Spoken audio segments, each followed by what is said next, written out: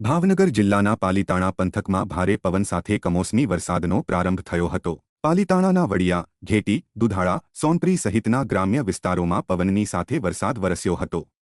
પાલીતાણા તાલુકાના બાગાયત પાક કરતા અને અન્ય પાક કરતા ખેડૂતો ચિંતાના વાદળોમાં ઘેરાઈ ગયા છે। કેરી, ઉનાળો બાજરી, તલ સહિતના પાકોને નુકસાન થવાનું અનુમાન લગાવ્યું છે। જો કે વરસાદને પગલે ઠંડક પ્રસરી ગઈ હતી।